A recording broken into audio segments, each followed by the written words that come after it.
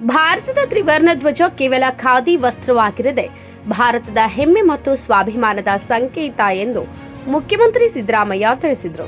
ಮಂಗಳವಾರ ಬೆಳಗಾವಿಯ ಸುವರ್ಣಸೌಧದ ಪಶ್ಚಿಮ ದಿಕ್ಕಿನ ಮೆಟ್ಟಿಲುಗಳ ಮೇಲೆ ಜಗತ್ತಿನ ಎರಡನೇ ಅತಿ ದೊಡ್ಡ ಖಾದಿ ತ್ರಿವರ್ಣ ಧ್ವಜವನ್ನು ಅನಾವರಣ ಮಾಡಿ ಕಾರ್ಯಕ್ರಮವನ್ನು ಉದ್ದೇಶಿಸಿ ಮಾತನಾಡಿದರು. ಇಂದು ಬೆಳಗಾವಿಯ ಸುವರ್ಣಸೌಧದ ಪಶ್ಚಿಮ ದಿಕ್ಕಿನ ಮೆಟ್ಟಿಲುಗಳ ಮೇಲೆ ಜಗತ್ತಿನ ಎರಡನೇ ಅತಿ ದೊಡ್ಡ ಖಾದಿ ತ್ರಿವರ್ಣ ಧ್ವಜವನ್ನು ಅನಾವರಣಗೊಳಿಸಲಾಗಿದ್ದು, ಇದಕ್ಕೆ ಕಾರಣರಾದ ವಿಧಾನಸಭಾ ಸಭಾಧ್ಯಕ್ಷರಾದಂತಹ ಯುಟಿ ಖಾದರ್ ಅವರಿಗೆ ಮತ್ತು ಕಲಬುರಗಿ ಜಿಲ್ಲೆಯ ಕಮಲಾಪುರದ ವಿನೋದ್ ಕುಮಾರ್ ರೇವಪ್ಪ ಬೊಮ್ಮಣ್ಣ ಅವರ ಕುಟುಂಬಸ್ಥರಿಗೂ ಸರ್ಕಾರದಿಂದ ಮುಖ್ಯಮಂತ್ರಿಗಳು ಅಭಿನಂದಿಸಿದರು. ರಾಷ್ಟ್ರಭಕ್ತಿ ಸಾರುವ ಸಂದೇಶ ಸ್ವಾತಂತ್ರ್ಯ ಚಳವಳಿಯ ಸಂದರ್ಭದಲ್ಲಿ ತ್ರಿವರ್ಣ ಧ್ವಜವನ್ನು ಜಾರಿಗೆ ತಂದರು. ತ್ರಿವರ್ಣ ಧ್ವಜ ಕೇವಲ ಖಾದಿ ವಸ್ತ್ರವಲ್ಲ, ಇದು ಭಾರತದ ಹೆಮ್ಮೆ ಮತ್ತು ಸ್ವಾಭಿಮಾನದ ಸಂಕೇತ. ಈ ಧ್ವಜದಲ್ಲಿ 3 ವರ್ಣ ಮತ್ತು ಅಶೋಕ ಚಕ್ರವನ್ನು ಒಳಗೊಂಡಿದೆ. ಕೇಸರಿ, ಬಿಳಿ ಮತ್ತು ಹಸಿರು ಬಣ್ಣಗಳಿದ್ದು ದೇಶದ ಸ್ವಾಭಿಮಾನ, ಆರ್ಥಿಕತೆ ಮತ್ತು ತ್ಯಾಗ, ಬಲಿದಾನ ಹಾಗೂ ಶಾಂತಿಯ ಸಂದೇಶವನ್ನು ಸಾರುವ ಹಾಗೂ ಭಾರತೀಯರಿಗೆ ರಾಷ್ಟ್ರಭಕ್ತಿಯನ್ನು ಸಾರುವ ಸಂದೇಶವನ್ನು ನೀಡುತ್ತದೆ ಎಂದರು. ಬಿಳಿ ಬಣ್ಣ ಶಾಂತಿ ಮತ್ತು ಸತ್ಯವನ್ನು ಪ್ರತಿನಿಧಿಸಿದರೆ, ಹಸಿರು ಸಮೃದ್ಧಿಯನ್ನ ಬಿಂಬಿಸುತ್ತದೆ. ಅಶೋಕ ಚಕ್ರ ನಿರಂತರವಾಗಿ ದೇಶದ ಆರ್ಥಿಕತೆಯನ್ನ ಹಾಗೂ ಎಲ್ಲರಿಗೂ ಸಮಾನ ಅವಕಾಶಗಳನ್ನು ಕಲ್ಪಿಸುವುದರ ಸಂಕೇತವಾಗಿದೆ ಎಂದು ವಿವರಿಸಿದರು. ಎಲ್ಲರಿಗೂ ನಮಸ್ಕಾರ. ಜಗತ್ತಿನ ಎರಡನೇ ಅತಿ ದೊಡ್ಡ ಖಾದಿ ತ್ರಿವರ್ಣ ಧ್ವಜದ ಅನಾವರಣ ಕಾರ್ಯಕ್ರಮದಲ್ಲಿ ಭಾಗಿಯಾಗಿರ್ತಕ್ಕಂಥ ವಿಧಾನಸಭೆಯ ಅಧ್ಯಕ್ಷರಾದಂಥ ಶ್ರೀ ಖಾದರ್ ಅವರೇ,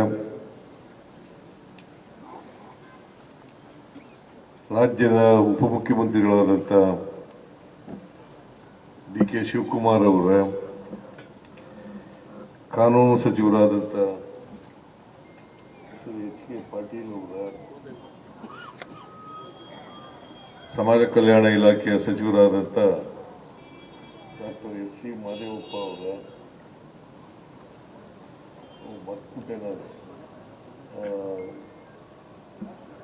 ವಿಧಾನಸಭೆಯ ಉಪಾಧ್ಯಕ್ಷರಾದಂಥ ವಿಜಯಪ್ಪ ಲಮಾಣಿ ಅವರೇ,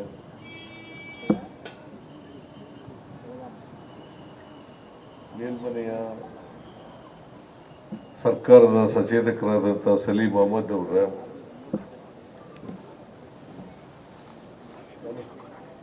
ಎಲ್ಲ ನಮ್ಮ ಗ್ಯಾರಂಟಿ ಯೋಜನೆಗಳ ಅನುಷ್ಠಾನ ಸಮಿತಿಯ ಅಧ್ಯಕ್ಷರಾದಂಥ ಶ್ರೀ ಎಚ್ ಎಂ ರೇವಣ್ಣ ಅವರ,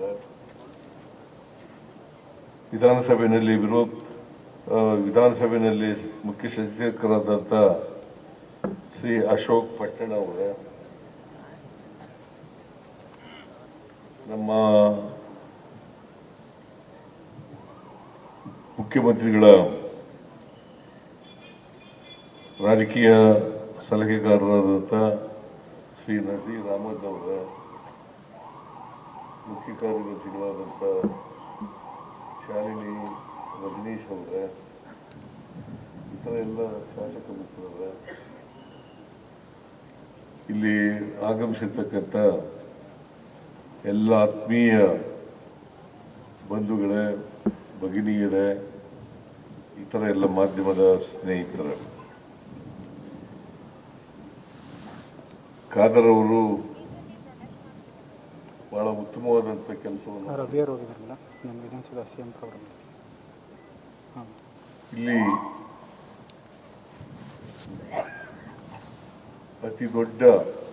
ಎರಡನೇ ಅತಿ ದೊಡ್ಡ ಜಗತ್ತಿನಲ್ಲೇ ಅತಿ ದೊಡ್ಡ ಖಾದಿ ತ್ರಿವರ್ಣ ಧ್ವಜವನ್ನ ಬೆಳಗಾವಿಯ ಸುವರ್ಣಸೌಧದ ಭವ್ಯ ಮೆಟ್ಟಿಲಿನ ಮೇಲೆ ಅನಾವರಣಗೊಳಿಸಲಿಕ್ಕೆ ಕಾರಣಕರ್ತರಾಗಿದ್ದಾರೆ.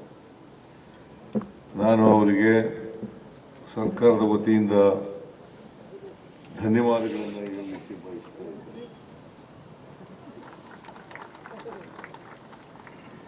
ಆಮೇಲೆ ಕಲಬುರಗಿ ಜಿಲ್ಲೆಯ ಕಮಲಾಪುರದ ವಿನೋದ್ ಕುಮಾರ್ ರೇವಪ್ಪ ಬೊಮ್ಮಣ್ಣ ಕುಟುಂಬಸ್ಥರು ಅವ್ರಿಗೂ ಕೂಡ ಎಲ್ಲ ಕುಟುಂಬಸ್ಥರಿಗೆ ಸರ್ಕಾರದ ವತಿಯಿಂದ ಧನ್ಯವಾದಗಳನ್ನು ಹೇಳಲಿಕ್ಕೆ ಬಯಸ್ತಾ ಇದ್ದೇನೆ.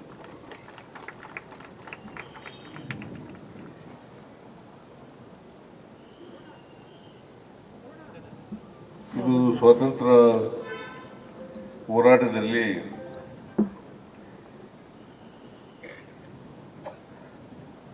ನಮ್ಮ ಚಳುವಳಿ ಸಂದರ್ಭದಲ್ಲಿ ತ್ರಿವರ್ಣ ಧ್ವಜವನ್ನ ಜಾರಿಗೆ ತಗೊಂಡ್ರು. ಈ ತ್ರಿವರ್ಣ ಧ್ವಜ ಕೇವಲ ಖಾದಿ ವಸ್ತ್ರ ಅಲ್ಲ, ಇದು ನಮ್ಮೆಲ್ಲರ ದೇಶದ ಹೆಮ್ಮೆ ಮತ್ತು ಸ್ವಾಭಿಮಾನದ ಸಂಕೇತ ಅಂತಕ್ಕಂಥ ಮಾತುಗಳನ್ನು ಹೇಳಲಿಕ್ಕೆ ಬಯಸ್ತಾ ಇದ್ದೇನೆ. ಈ ಧ್ವಜ ಮೂರು ವರ್ಣಗಳು, ಮಧ್ಯದಲ್ಲಿ ಅಶೋಕ ಚಕ್ರ ಇದೆ,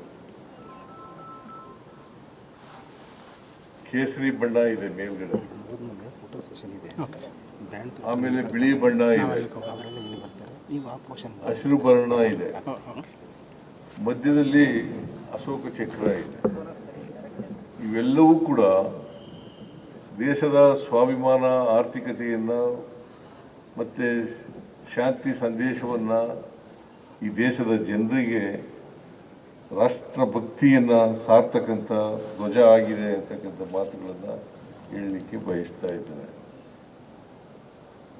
ಇದು ಕೆಂಪು ಬಣ್ಣ ಇದೆಯಲ್ಲ, ಅದು ಏನು ಪ್ರತಿನಿಧಿಸ್ತದೆ ಅಂತಂದ್ರೆ ತ್ಯಾಗದ ಸಂಕೇತ. ತ್ಯಾಗ, ಬಲಿದಾನ ಇದೆಯಲ್ಲ, ಸ್ವಾತಂತ್ರ್ಯ ಹೋರಾಟದಲ್ಲೂ ಕೂಡ ತ್ಯಾಗ ಬಲಿದಾನಗಳಾಗಿದ್ದಾವೆ. ಆ ನಂತರವೂ ಕೂಡ ದೇಶಕ್ಕೋಸ್ಕರ ತ್ಯಾಗವನ್ನು ಮಾಡಬೇಕಾಗಿರ್ತಕ್ಕಂಥದ್ದು, ಬಲಿದಾನವನ್ನು ಮಾಡಬೇಕಾಗಿರ್ತಕ್ಕಂಥದ್ದು ನಮ್ಮೆಲ್ಲರ ಕರ್ತವ್ಯ ಅಂತಕ್ಕಂಥ ಮಾತುಗಳನ್ನು ಹೇಳಲಿಕ್ಕೆ ಬಯಸ್ತೇನೆ. ಅದರಿಂದ ನಿರಂತರವಾಗಿ ಇದು ಬಲಿದಾನವನ್ನು ಪ್ರತಿನಿಧಿಸ್ತದೆ.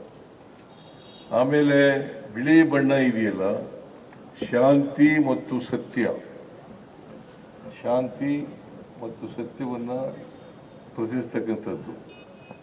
ಆಮೇಲೆ ಹಸಿರು ಬಣ್ಣ ಇದೆಯಲ್ಲ, ಸಮೃದ್ಧಿಯನ್ನ ಪ್ರತಿನಿಧಿಸ್ತಕ್ಕಂಥದ್ದು, ಸಮೃದ್ಧಿಯನ್ನು ಪ್ರತಿನಿಧಿಸ್ತಕ್ಕಂಥದ್ದು. ಅಶೋಕ ಚಕ್ರ ಇದೆಯಲ್ಲ, ಅದು ನಿರಂತರವಾಗಿ ಸಮೃದ್ಧಿಯನ್ನ, ದೇಶದ ಆರ್ಥಿಕತೆಯನ್ನ ಅದನ್ನ ಬೆಳೆಸ್ತಕ್ಕಂಥ, ಎಲ್ಲ ಜನರಿಗೂ ಕೂಡ ಸಮಾನ ಅವಕಾಶಗಳನ್ನು ಕಲ್ಪಿಸ್ಕೊಡ್ತಕ್ಕಂಥ ಸಂಕೇತವಾಗಿ ಅದು ಚಕ್ರ ಇದೆ, ಅಶೋಕ ಚಕ್ರ ಇದೆ. ಸೊ ಇದು ನಮ್ಮ ರಾಷ್ಟ್ರ ಧ್ವಜ. ಈ ತ್ರಿವರ್ಣ ಧ್ವಜ ಇದೆಯಲ್ಲ, ಇದನ್ನ ಗೌರವಿಸಬೇಕು, ಇದನ್ನ ನಾವೆಲ್ಲರೂ ಕೂಡ ಹೆಮ್ಮೆಯಿಂದ ನೋಡ್ತಕ್ಕಂಥದ್ದು ಅತ್ಯಂತ ಅವಶ್ಯ. ಪ್ರತಿಯೊಬ್ಬರೂ ಕೂಡ ದೇಶದಲ್ಲಿ ರಾಷ್ಟ್ರ ಪ್ರೇಮವನ್ನು ಬೆಳೆಸ್ಕೊಳ್ಬೇಕು. ನಾವು ಈ ಸಂದರ್ಭದಲ್ಲಿ ರಾಷ್ಟ್ರಕ್ಕಾಗಿ ತ್ಯಾಗ ಬಲಿದಾನಗಳನ್ನು ಮಾಡದಂಥ, ಹೋರಾಟ ಮಾಡದಂಥ ಸ್ವಾತಂತ್ರ್ಯ ಯೋಧರನ್ನ ಸ್ಮರಿಸ್ಕೊಳ್ತಕ್ಕಂಥದ್ದು ಅತ್ಯಂತ ಅವಶ್ಯ ಅಂತೇಳಿ ನಾನು ಭಾವಿಸ್ಕೊಂಡಿದ್ದೆ. ಅವರು ಸ್ವತಂತ್ರರಾಗಬೇಕು ಅನ್ನೋ ಕಾರಣಕ್ಕೋಸ್ಕರ ಅಲ್ಲ, ಮಹಾತ್ಮ ಗಾಂಧೀಜಿಯವರ ನೇತೃತ್ವದಲ್ಲಿ ಸ್ವಾತಂತ್ರ್ಯ ಹೋರಾಟ ನಡೆಯಿತು. ಕಳೆದ ವರ್ಷ 100 ವರ್ಷ ಬೆಳಗಾಂನಲ್ಲಿ ಅಧಿವೇಶನ ನಡೆದಿತ್ತಲ್ಲ, ಕಾಂಗ್ರೆಸ್ನ ಅಧಿವೇಶನ, ಅದರ ಅಧ್ಯಕ್ಷತೆಯನ್ನು ವಹಿಸಿ 100 ವರ್ಷ ಆಯಿತು. ಆ ಸಂದರ್ಭದಲ್ಲಿ ನಾವು ಮಹಾತ್ಮ ಗಾಂಧೀಜಿಯವರ ಪ್ರತಿಮೆ ಇಲ್ಲೇ ಸುವರ್ಣ ವಿಧಾನಸೌಧದ ಪಕ್ಕದಲ್ಲಿ ಪ್ರತಿಮೆಯನ್ನು ಮಾಡಿದ್ದೇವೆ, ಅದರ ಸಾಂಕೇತಿಕವಾಗಿ. ಸೊ ನಾವೆಲ್ಲರೂ ಕೂಡ ಇವತ್ತು ದೇಶ ಪ್ರೇಮಿಗಳಾಗಬೇಕು. ನಮ್ಮ ದೇಶದಲ್ಲಿ ಅನೇಕ ಜಾತಿಗಳಿದ್ದಾವೆ, ಅನೇಕ ಧರ್ಮಗಳಿದ್ದಾವೆ. ನಾವೆಲ್ಲರೂ ಕೂಡ ಜಾತ್ಯತೀತ ಆಗ್ತಕ್ಕಂಥದ್ದು ಅತ್ಯಂತ ಅವಶ್ಯ. ಮನುಷ್ಯನನ್ನು ಪ್ರೀತಿಸಬೇಕ ಹೊರತು ಯಾವುದೇ ಕಾರಣಕ್ಕೆ ದ್ವೇಷಿಸಬಾರದು. ಇದನ್ನ ಪ್ರತಿಯೊಬ್ಬರು ಕೂಡ ಅರ್ಥ ಮಾಡ್ಕೋಬೇಕು ಅಂತೇಳಿ ನಾನು ಭಾವಿಸ್ಕೊಂಡಿದ್ದೇನೆ. ಆಗ ಮಾತ್ರ ನಾವು ಮನುಷ್ಯ ಸಮಾಜವನ್ನು ನಿರ್ಮಾಣ ಮಾಡಲಿಕ್ಕೆ ಸಾಧ್ಯ ಆಗ್ತದೆ, ಸಮ ಸಮಾಜವನ್ನು ನಿರ್ಮಾಣ ಮಾಡಲಿಕ್ಕೆ ಸಾಧ್ಯ ಆಗ್ತದೆ. ಇಲ್ಲದೆ ಹೋದ್ರೆ ಜಾತ್ಯತೀತ ರಾಷ್ಟ್ರವನ್ನು ನಿರ್ಮಾಣ ಮಾಡ್ತಕ್ಕಂಥದ್ದು ಕಷ್ಟ ಆಗ್ತದೆ ಅಂತಕ್ಕಂಥ ಮಾತುಗಳನ್ನ ಹೇಳಲಿಕ್ಕೆ ಬಯಸ್ತೇನೆ. ಈಗ ಸ್ವಾತಂತ್ರ್ಯ ಬಂದು 79 ವರ್ಷ ಆಯ್ತು. ಈ 79 ವರ್ಷದಲ್ಲಿ ನಾವು ಒಮ್ಮೆ ನಮ್ಮ ಆತ್ಮಾವಲೋಕನ ಮಾಡ್ಕೊಳ್ತಕ್ಕಂಥದ್ದು ಅತ್ಯಂತ ಅವಶ್ಯ. ನಾವು ಎಷ್ಟರ ಮಟ್ಟಿಗೆ ನಾವು ಭ್ರಾತೃತ್ವವನ್ನು ಈ ದೇಶದಲ್ಲಿ ಸಾಧಿಸಿದ್ದೇವೆ, ಈ ದೇಶ ಮನುಷ್ಯ ಸಮಾಜವನ್ನ ಸ್ಥಾಪನೆ ಮಾಡ್ತಕ್ಕಂಥ ಪ್ರಯತ್ನವನ್ನು ಮಾಡಿದ್ದೇವೆ, ಎಷ್ಟರ ಮಟ್ಟಿಗೆ ನಾವು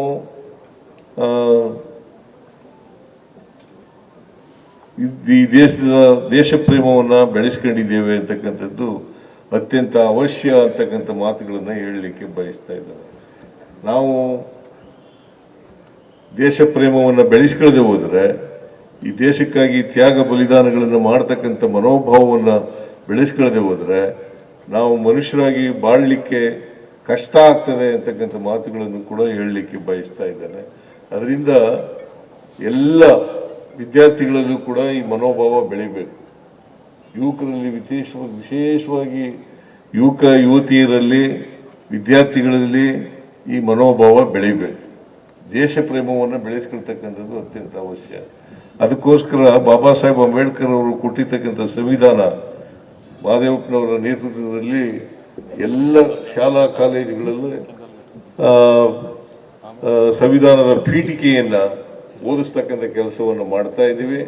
ಯಾಕಂತಂದ್ರೆ ನಮ್ಮ ರಾಷ್ಟ್ರಧ್ವಜ ಗೊತ್ತಾಗಬೇಕು, ಪ್ರತಿಯೊಬ್ಬರಿಗೂ ಕೂಡ ಸಂವಿಧಾನ ಗೊತ್ತಾಗಬೇಕು, ರಾಷ್ಟ್ರಧ್ವಜದ ಮಹತ್ವ ಗೊತ್ತಾಗಬೇಕು. ಅದಕ್ಕೋಸ್ಕರ ಇಂಥ ಒಂದು ಐತಿಹಾಸಿಕವಾದಂಥ ಕಾರ್ಯಕ್ರಮವನ್ನು ನಮ್ಮ ಖಾದರ್ ಅವರು ಮಾಡಿದ್ದಾರೆ. ಅವರಿಗೆ ಮತ್ತೊಮ್ಮೆ ನಾನು ಧನ್ಯವಾದಗಳನ್ನು ಹೇಳಲಿಕ್ಕೆ ಬಯಸ್ತಾ ಇದ್ದೇನೆ. ಮತ್ತೆ ವಿನೋದ್ ಕುಮಾರ್ ರೇವಪ್ಪ ಅವರು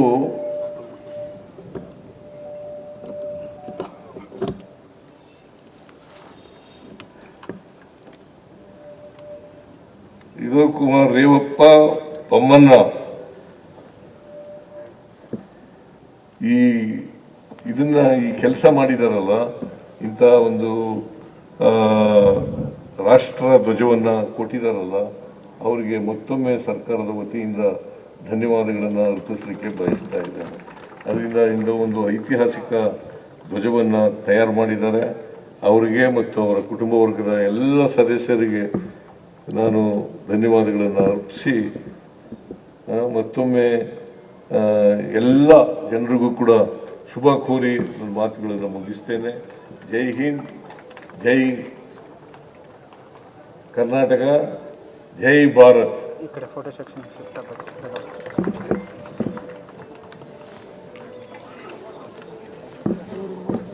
ಭ್ರಾತೃತ್ವ, ದೇಶ ಪ್ರೇಮ, ಮನುಷ್ಯ ಸಮಾಜವನ್ನ ಎಷ್ಟರ ಮಟ್ಟಿಗೆ ಸಾಧಿಸಿದ್ದೇವೆ ಎಂದು ಆತ್ಮಾವಲೋಕನ ಮಾಡಿಕೊಳ್ಬೇಕು. ಸ್ವಾತಂತ್ರ್ಯ ಬಂದು 79 ವರ್ಷಗಳಾಗಿವೆ.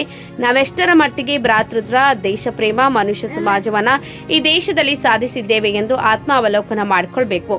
ಇದಿಲ್ಲದೆ ಹೋದ್ರೆ ಮನುಷ್ಯರಾಗಿ ಬಾಳುವುದು ಸಾಧ್ಯವಿಲ್ಲ. ಎಲ್ಲಾ ವಿದ್ಯಾರ್ಥಿಗಳಲ್ಲಿ, ಯುವಕರಲ್ಲಿ ಈ ಮನೋಭಾವ ಬೆಳೆಯಬೇಕು ಎಂದರು. Krishna, KMM news, Belagavi.